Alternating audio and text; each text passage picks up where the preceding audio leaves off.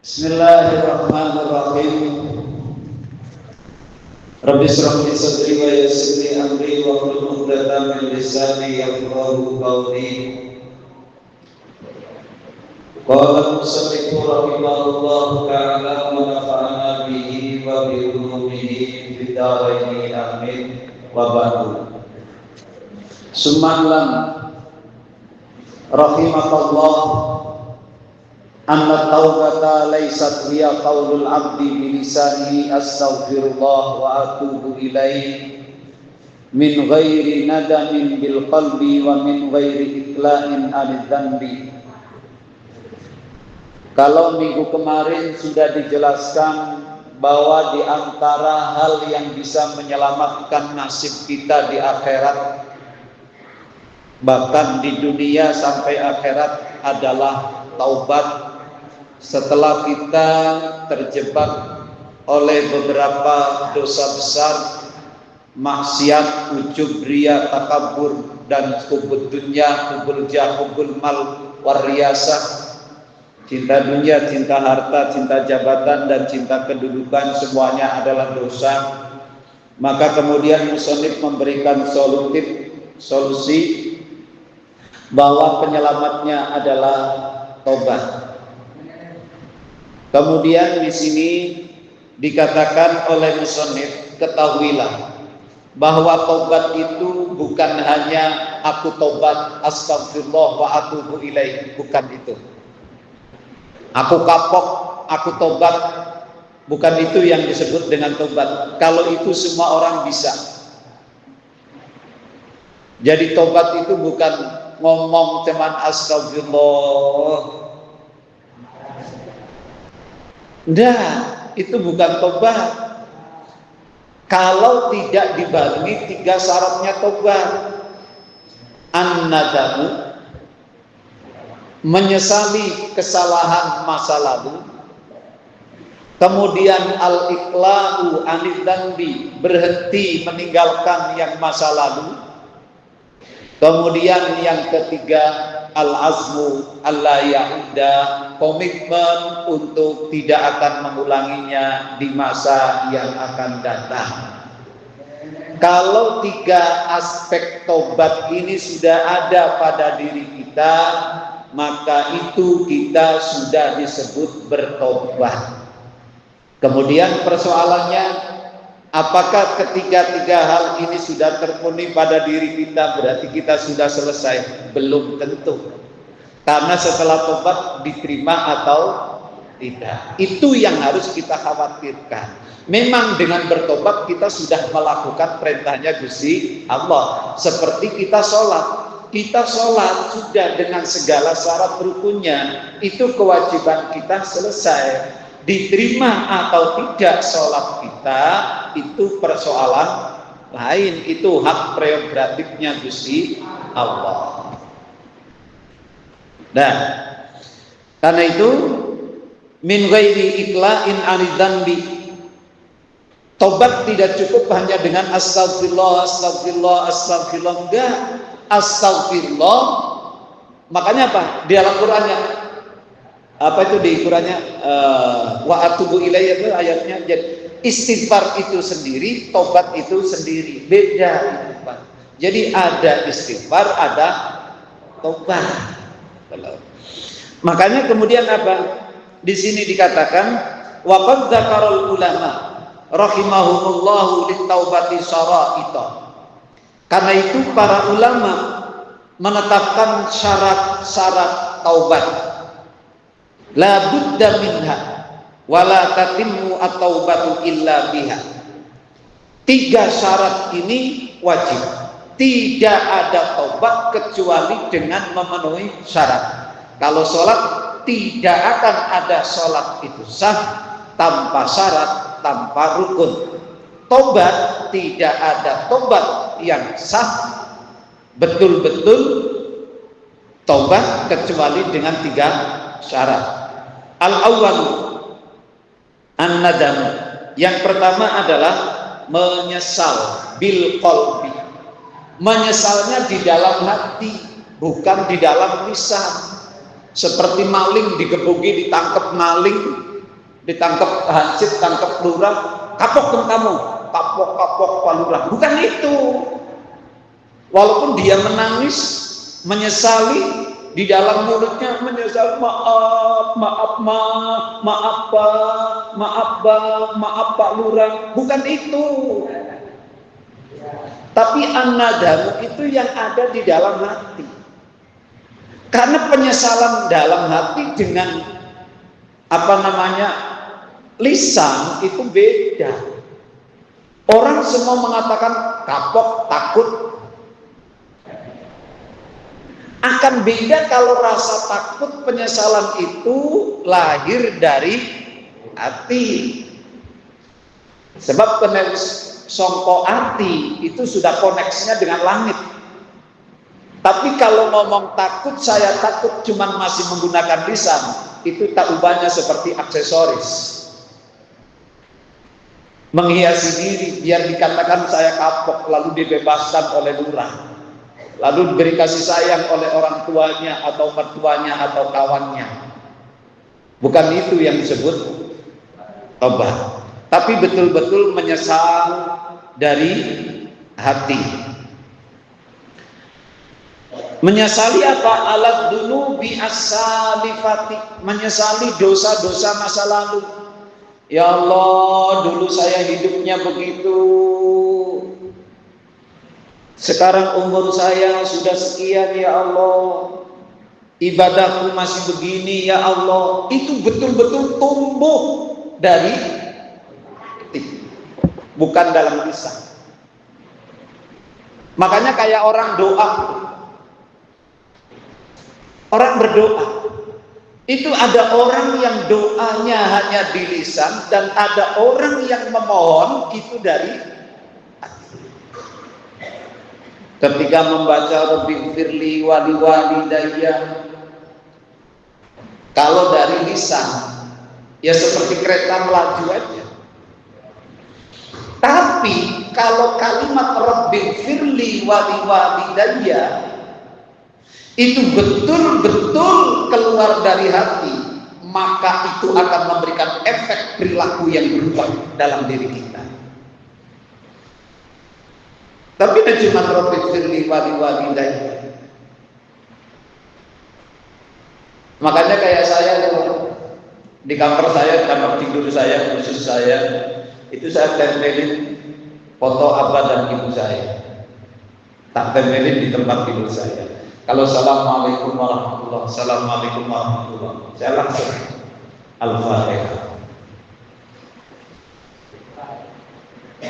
Biarkan beliau berdua mengingat saya, melihat saya, dan seolah saya terus diawasi, sehingga saya terus terngiang-ngiang apa yang dikatakan oleh abah saya, ibu saya. Itu membangun koneksitas alam barzakh dengan alam dunia. Jadi itu, kalau penyesalan itu lahir dari hati, itu akan memberikan perubahan signifikan positif dalam perilaku kita. Itu namanya tobat. Tapi ini memang astagfirullah. Kayak mau kalimat sepakat tahlil kan. Astagfirullahaladzim, astagfirullahaladzim, astagfirullah. Mungkin malah sing di dalam apa? Berkat ndoge mama.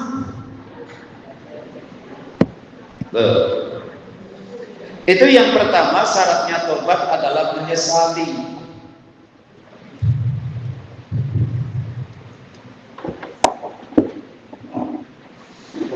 Menyesali kesalahan dosa masa lalu, tapi menyesal yang sesungguhnya yang keluar dari hati. Asani, syarat tobat yang kedua, al-iqla'u anidhanbi wa maknahu alla yatuba min dhanbin wa huwa muqimun alaihi wa mulazimun lahu.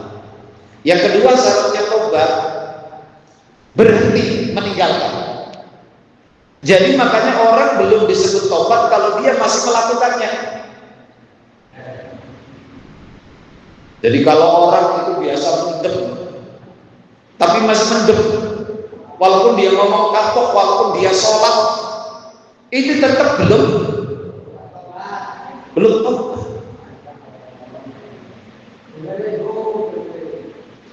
apa?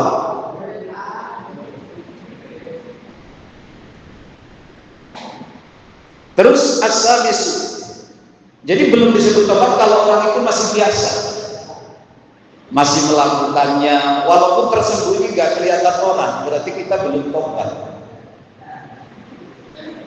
Terus yang ketiga syaratnya al-azmu alla ya'uda ila dzunub ma'asya. Yang ketiga apa? Komitmen. Tadi saya katakan komitmen untuk tidak ulang di sisa-sisa hidupnya.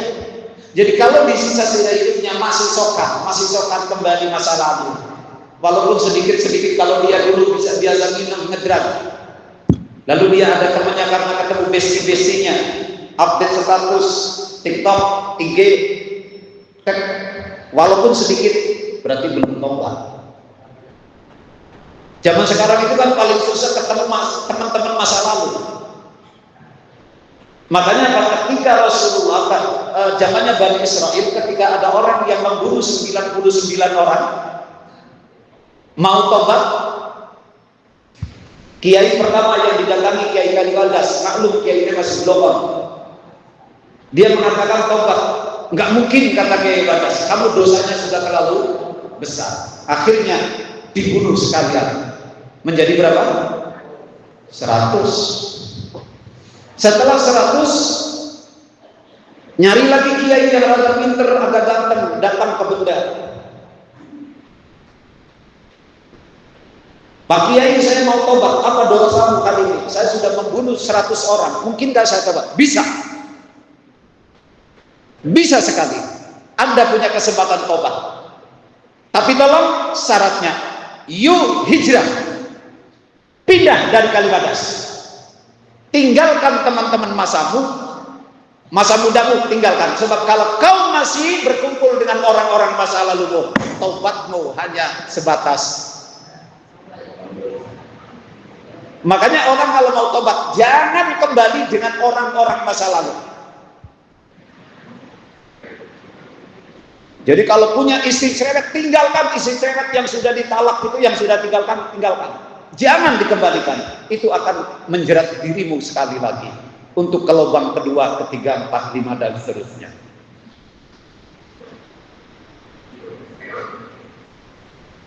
Tadi saya membaca, Pak, termasuk ini. Jadi syaratnya Pak, salah satu untuk berubah itu mau tobat, itu hijrah. Hijrah itu maknanya meninggalkan kampung tempat dia hidup masa ini, lalu pindahkan ke situasi yang baru, jangan dipertemukan lagi dengan dunia lama dan orang-orang lama. Kalau tidak ingin kembali. Lah tadi saya membaca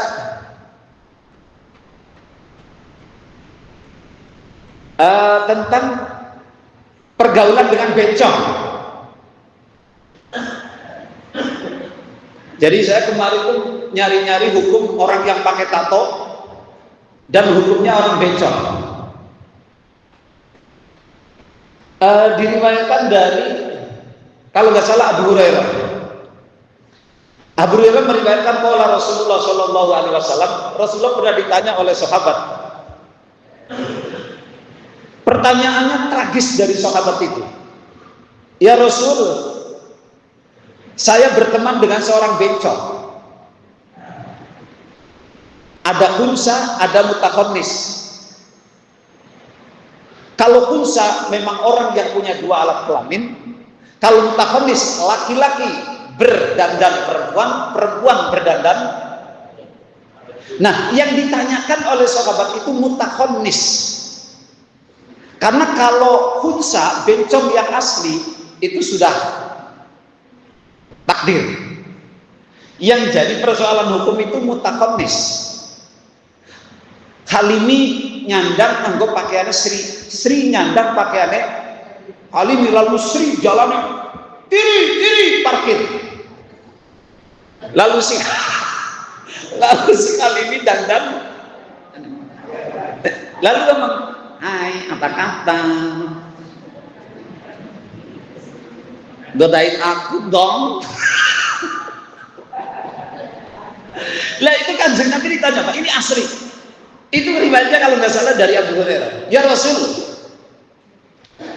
apa yang kita lakukan ketika kita berjumpa dengan mutakonis? Laki-laki berdandan perempuan, perempuan berdandan laki-laki. Sahabatnya begini, afanat tuluhu, bolehkah kami membunuhnya? Coba. Pertanyaan sahabat, afanat tuluhu, bolehkah kami membunuh mereka itu Kanjeng Nabi yang mutakonis? Jawab Kanjeng Nabi, lah, tidak boleh kalian membunuh orang itu madama li'annani lam yufmar biqatlil musallin atau kama qala Rasulullah. Sebab kami kata Rasul tidak diperintahkan untuk membunuh orang yang masih sholat. Kalaupun dia berdosa, itu dosa yang belum sampai untuk boleh dibunuh. Artinya apa? Cuman Kanjeng Nabi gini, bahasanya di tengah-tengahnya hadis itu, bahasanya Kanjeng Nabi apa namanya itu? Kalau kerja lupa kalimatnya. Kalau kata Kanjeng Nabi, aduhu atau jauhkan dia dari dalam kehidupanmu, dibuang, jangan kau dekati, buang di tempat yang jauh, karena itu memberikan bahaya. Tapi kalau dibunuh sesuai dengan pertanyaan sahabat, itu tidak boleh. Nah, kemudian ada yang kedua tadi apa?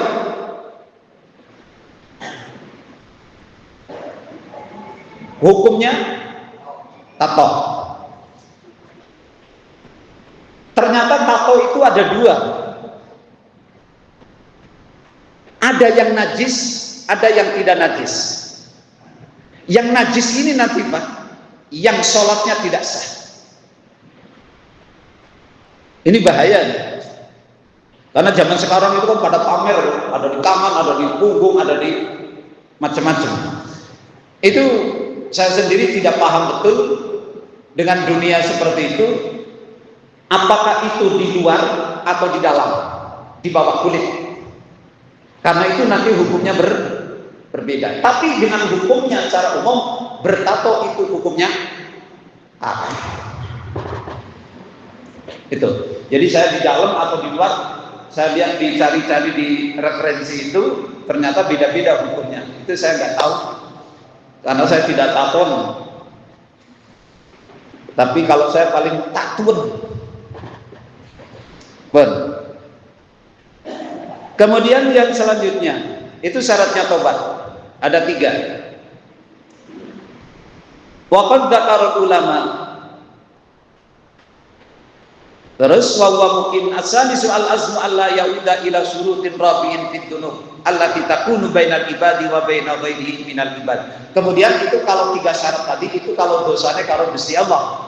Tapi kalau dosanya dengan orang lain, hakul adami, maka ditambah syaratnya 1, apa itu? Minta bebas. Nek nyolong siap ganti. Nek dulu pernah nuduh zina belum dirajam, maka siap pasang badan untuk dirajam. Kalau dulu pernah nyolong duit, ngomong. Kalau dulu pernah selingkuh, harus ngomong dengan suaminya. Kalau dulu pernah membunuh, harus ngomong dengan keluarganya. Dulu sayalah yang membunuh keluargamu. Harus kacang hijau, jujur katakan apa adanya sebagai syarat pertobatan. Kalau tidak dieksekusi, maka usahakan minta maaf. Karena itu orang yang punya persoalan hak adami dengan orang lain yang belum mendapatkan hak bebas pemaafan dari yang bersangkutan selama itu ibadahnya terkatung-katung. Ini yang paling susah. Suami dengan istri, anak dengan orang tua, menantu dengan mertua, tetangga dengan tetangga, bawahan dengan apa, segala di mana kita berinteraksi, apapun golongannya, itu alas persoalannya di situ. Biasanya bawahan suka ngerasani atasan, menantu ngerasani mertua, Anak ngerasani wis macam-macam nyolong duitnya. Halimi tahu ora nyolong duitnya wong tua. Alhamdulillah. Nek kon duwe warung, umpamane kon duwe warung, terus anaknya nyolong itu berbeda hukumnya. Dilanggar. Boleh nggak? Ya kan begini sekarang Pak, coba. Ini ya, banyak kan kayak gitu sekarang. Bocah saiki sungguh nunggu warung, kayak di kampung-kampung tuh biasanya. Ah, mane laka, bapane laka orang uru jokot 1000 2000 bangko tuku. Kader ngomongnya Pak, duitnya bapane. Itu tetap nggak bisa itu. Nggak bisa. Yang lebih tragis itu banyak kan anak itu ngedol motornya wong tua. Itu nggak sah lupa jual belinya. Kenapa? Biarpun anak bilang, ini motor siapa? Ini siapa? Ini barang siapa? Punya bapakku, punya emakku. Tetap tidak sah anak menjual milik orang tua. Apa sebabnya? Karena dia bukan haknya, bukan miliknya. Sebab di antara perkara yang tidak sah dijual itu adalah menjual barang yang bukan miliknya, bukan haknya. Bukan miliknya, itu nggak sah. Kita lanjutkan setelah pesan-pesan berikut ini.